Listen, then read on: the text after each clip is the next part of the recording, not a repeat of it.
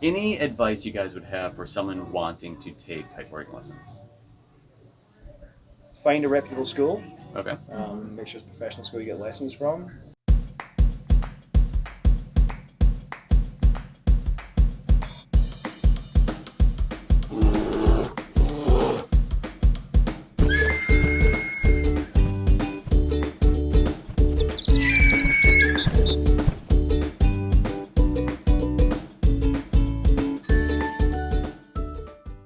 Hi everyone, welcome back to my next video. In today's video, we have a real treat. One of my oldest and best friends in the nomad life is going to present today, my friend Brian, and I think you're going to really enjoy the video.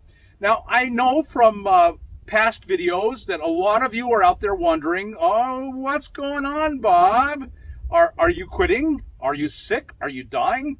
And my answer to that is no such luck on your part. At any rate, I am not going anywhere. However, I'm older and I would like to do less. And so my goal is to do less and less on the channel. And so I have been thinking about how to do that for years, actually, now. Another question you're probably going to have is why Brian? Well, literally, Brian is one of my oldest and best friends in the nomadic life. I've known Brian for 11 years now, but I know Brian's heart. And Brian's heart is to love and care about people. That will always be the primary thrust of this channel. How can I help the nomad community? How can I help the individual who's suffering and needs hope? This channel is about offering hope. So I think the channel will change. It will be different, but its heart of caring and compassion will always be there. And let me tell you why I'm convinced that's true. When we started Homes on Wheels Alliance 3 years ago, we needed board members. So when I thought about who would be on the board of trustees, Brian was the very first person I thought of, and he is now still on the board. He is the treasurer of the board. He contributes his whole life and heart and soul to helping others through how the heart and soul of CheapRVLiving will not change. Brian's heart is to care and help people, to give hope, to give a way forward. That will never change on CheapRVLiving. In fact, I believe it will be enhanced by Brian being a part. I hope you will welcome him in and see that this is a step forward and not in any way, shape, or form a step backwards or even a step sideways. This is an improvement. We'll find out together. So let's watch the video. Hey everyone, I survived my lessons. I'm still here with you. I just wanted to go over with you guys how I chose Exotic Kiteboarding School, and then also a conversation that I had with the owners as well as several employees. So first off, how did I choose Exotic Kiteboarding? Well, I started off by just doing a simple Google review of kiteboarding schools in Las Barrilas. I knew I wanted to be in this area to camp and to check out the town. So I did a Google search, came up with maybe 5 or 6 different kiteboarding schools in this little town. Next, I kind of went over the reviews and just kind of see what kind of ratings they had in some of the reviews. And then I also went on TripAdvisor to see if they had any reviews there, and I checked those out. And then I also wanted to make sure that these kiteboarding schools were IKO certified, which is the International Kiteboarding Organization. So it is a certification process that their instructors need to have. So I also wanted to make sure that they were IKO certified. So after I narrowed it down to 2 different kiteboarding schools, I sent emails out to both of them, and I got an immediate response from Exotic Kiteboarding. I was very impressed with, they answered all of my questions, my many questions. They were very forthcoming on what it would take to learn and gave me a very practical and realistic timeline for a 4-day lesson. And so I ultimately went with them, and after taking the lessons, I feel very validated in that decision. All the instructors and the owners, the employees, they were all exceptional. They're very helpful, just wanted to really get you out there learning to kiteboard. So I was very impressed. They are IKO certified, so that was, you know, a must for me. Come on along for the journey. Let's go chat with them, and we'll see what you guys think. Now, one of the things that I may have failed to mention, but something that I really feel very adamant about, is that kiteboarding is really van or nomad living friendly because I'm a snowboarder and skier, and what I hate is that I carry the equipment around, but then when I go, it's like $100 to $150 a day to hit the slopes. Whereas once you take the lessons and once you get your initial equipment, it's free. The wind is free, the beach is free. So there's so many opportunities like that, which is huge. Also, the equipment doesn't really take up that much room. I brought out some examples right here. This is your kiteboarding board.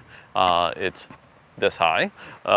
It usually has bindings and a center handle right here, as well as fins, but all that stuff comes off. And so you can pull that stuff off, so this just lies flat anywhere.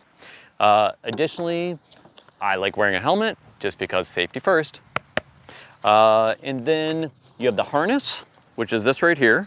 So it doesn't take up a ton of room. It's still relatively small. And then the the kites themselves. This is a kite right here. This is a 9-meter kite. And so it is a little bulky, but not really too bad. It's like a backpack. It has straps and everything. Typically in your arsenal, you would have maybe 2 or 3 different kites for different wind conditions. But again, these pack down so well that it's so friendly for vans because you can just put this equipment in either your garage or in my motorhome, I put it up at the end of my bed. Anyway, it does squish down very nicely. So again, that's just one more reason it is very friendly for nomadic living and is very cheap once you buy the initial equipment. Hi folks, welcome back. Today I have the exciting pleasure of visiting with Megan and Ian with Exotic Kite. Thank you so much for joining us and taking the time out of your day. I know you guys are very busy, but thank you very much. So, Thank you. Yeah. So a couple quick questions. Ian, the first thing I noticed is that you do not sound like you're from here. Where is your accent? Where are you from? I was originally born in Scotland. Scotland. And Okay. lived there for the first 18 years of my life, and then started to travel and discovered this place when I was 19. Oh, nice. Okay. And you've been coming here ever since? Ever since, yeah, now I barely leave anymore. That's awesome. Excellent. It's a beautiful place to be. So. It is, yeah. And Megan, how about you? I'm originally from Anchorage, Alaska. Oh, no kidding. Mhm, Oh, very yeah. cool. And what brought you down here? So my parents and I started coming down when I was younger. Okay. They're divers and they would dive at Cabo Pulmo. So this would be where we would visit during our Thanksgiving break. Eventually they built here and I learned to kiteboard and that was it. Oh, that's awesome. Yeah. That's incredible. So, so you guys are both kiteboarders. Yes. Excellent. And so how long have you guys been kiteboarding? So you, Over 20 years now. 20 years, okay. And Megan? Yeah. And Ian was my instructor actually and our first lesson was in 2003, I think January. Okay, Yeah. so, I think. 18 years. Yeah, So a long that's time. incredible. That's Mhm. incredible. That's awesome. And so what led you guys to opening a kiteboarding school? Like what was the progression there? It started as myself, just teaching a lesson or 2 a day just to feed my habits. I could kite every day. Okay. I always had ambitions of going back and getting a degree and getting a proper job, but this kind of lifestyle has spoiled me where I have no desire to be stuck in a cubicle. I cannot blame you for that. So, yeah, I mean, your office is quite nice. So, it works. yeah. Never get tired of it. And so, how long have you been instructing then? For 23 years maybe, and before Okay. that I taught windsurfing. That was my first job at high school, was teaching windsurfing. Okay. So I started windsurfing when I was 12. I started sailing boats when I was 3 years old. My dad used to take me in little dinghies. So Okay. I've been around wind and water my whole life. Your whole life. Okay, Yeah. that's awesome. And then how did you first get introduced to it, kiteboarding? Did you see it out here? Or I saw it out there. Yeah. Yeah, I was on vacation coming down, staying at my parents' house, and it was mid-December, and it was freezing and windy and cold, and I was trying to get a suntan, and I thought, well, this isn't working, so I looked on the water, and there were kites out there, and Yeah. so I went down and discovered Ian was teaching, and that's how it got started. That's Yeah. incredible. I will say, with the first time I came down to this area, I saw all the kites out on the bay in the windy afternoon, and it was mesmerizing. It is, I was yeah. I just wanted to get out there. I was like, that looks like a blast. Mm-hmm. I have to try this. This was 4 or 5 years ago, so it's taken me this long to actually take a lesson. Yeah. But I'm finally doing it, so I'm very excited that you guys are having lessons down here and that I can partake in that. So that's incredible. We're happy to. Any advice you guys would have for someone wanting to take kiteboarding lessons? Find a reputable school. Okay. Make sure it's a professional school you get lessons from. And Don't pre-buy gear. yeah, use the school's equipment. Yeah. Instead of beating up your own stuff, that's why we have equipment here, is you can go and whale away on it. Oh, gotcha. It takes a licking, but then your own personal gear will be in good condition when you're ready to go on your own. Okay. And not only that, you'll have a very good understanding of what kind of gear you like Yeah. and Gotcha. what kind of gear will work for you for a long period of time. Okay. And your instructor should, if you go to a reputable school, be able to provide you with that information and guide you in the Okay. right direction. Because some stuff you'll find online used is not for beginners, it's for more advanced riders. Some stuff is so old it doesn't have the new safety system. So Okay. definitely taking a lesson first and getting advice from the instructors is really going to help you. Okay. Oh, that's great. That's great advice. So besides kiteboarding, because that's what I came down here for, what other lessons and features do you guys offer through Exotic Kite? So at Exotic Kite, we offer all disciplines of kiteboarding. One of the newest ones is wing foiling, and that's using a handheld wing Okay. on either an SUP or wing foil board, which is a board that rises up out of the Like water. one of these ones Yes, behind us. exactly. Okay, Mhm. perfect. All right. Yeah, we also offer advanced lessons where we use two-way radio, and so you get instant feedback when Okay. you're trying new skills. And we also have wave camps, and our wave camps occur during April and May. So, and they're not located in Los Burles; they're located on the Pacific Coast, a bit further north. Okay. And that's really where you can hone in surf skills. Gotcha. Yeah, riding waves with a kite. Okay. Yeah. And then what time of year was that again? That's in April and May. April and May. Okay. And then I also saw some electric foils out here. Do you guys have those as well? Yeah, so that's our newest. And funnest thing Yes. to do on a day like today when there's no wind. Yeah, we do one-on-one lessons with them. Okay. There's a form of simplicity to it. Within 5 minutes, you're on the water. As soon as you get on the board, just squeezing a little trigger and you start moving. It's very obtainable to anyone for any Okay. ages. Oh, that's And it's awesome. been a great thing to add for us because when it's flat like this, it means we go out and have some fun. Yeah, I was very jealous. I was looking at all the people having fun yesterday, and I was like, that looks amazing. That looks like such a blast. It is. And so that's great. And then you guys also have rentals as well, right? Yes. Okay. So we rent all of that as well. Okay. Yeah. Gotcha. Excellent. So that sounds like the full service thing. Yes, So and stand-up paddle boards as well for days like Stand-up today. paddle Yeah. Okay. Oh, very good. So if you want to get on the water, come see No us. excuses. Yeah. That's right. No matter what the conditions are. There we go. Well, guys, thank you so much for taking the time today. I you. really appreciate it, Yeah. and I look forward to getting out there and trying it out. So, Hopefully see you all soon. all right, bye, guys. Bye. Hey guys, so today we have Serena joining us. She works at Exotic Kite, and we're gonna ask her a couple questions and see about her lifestyle here. So how long have you worked here at Exotic Kite? Today is actually my first day. Congratulations, Thank that's you. awesome. Yeah, that's wonderful. And so, now are you from this area? I was actually born and raised here in Los Barriles. So tell me about the community down here. You grew up here, so you know about the kiteboarding community and the Los Barriles community. Tell me a little bit about it.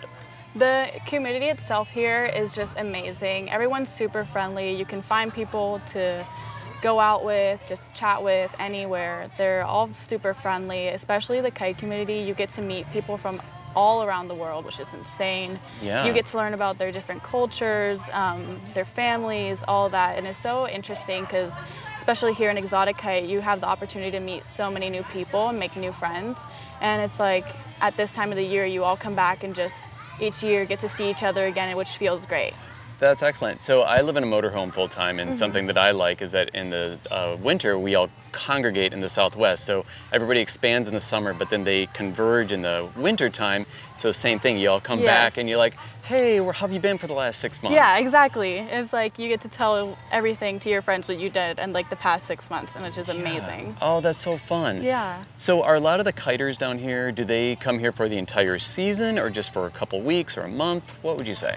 Most of the people I say come for the entire season. Okay. But there is people that are barely getting into taking lessons that do come for say like a week or two, and they'll just start off with a few lessons, and if they enjoy it, then they always return. They're like, let's take a trip down to Mexico and let's try it again. Perfect. And which is awesome. We always have a lot of people return, and they seem to enjoy it, which makes us happy. Yeah, I mean, this is a wonderful place to return to. It is Yes. absolutely gorgeous here. I cannot believe how pretty it is. You have the water, the mountains, all the kites. Yeah, you got the best of everything. You really do. That's really cool.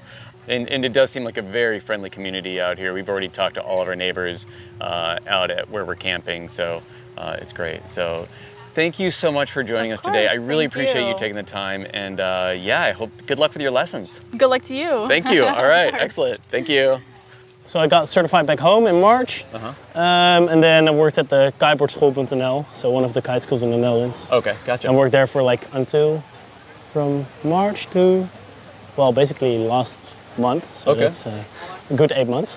And is it hard to get certified? Like, well, there's the International Kitesurfing Organization, so IKO, and then yeah, you just do a 4-day course. You become assistant, and then you do one more that's a bit longer, and then you're like fully certified. Okay, and do you shadow someone for a while or anything like that? Yeah, so you do like practice lessons. So you invite your brother or whatever. You give him a free lesson, they see how it goes, and then they assess your how you teach. And then you get certified after a while, and you're ready to go. Okay. I wanted to give a huge thank you to Exotic Kiteboarding School for the lessons, as well as taking the time to chat with me and recording all of this stuff on film in the hopes that it helped you guys out there. Hopefully now you know what to look for when choosing a kiteboarding school. There are many other locations to do that. You have several places down here in Baja, as well as there are plenty of places up in the States as well. But there are people out there right now taking lessons, as well as seasoned kiteboarders out there just enjoying this nice windy day in Los Barriles. So what do you guys think? Could you imagine spending a winter down here learning to kiteboard and kind of getting all that practice in? Or could you imagine becoming a kiteboarding instructor? That seems very enticing to me. Let us know what you think in the comments below. Give us your thoughts. In the meantime, please give us a thumbs up, subscribe to the channel, help support us, and until next time, so long.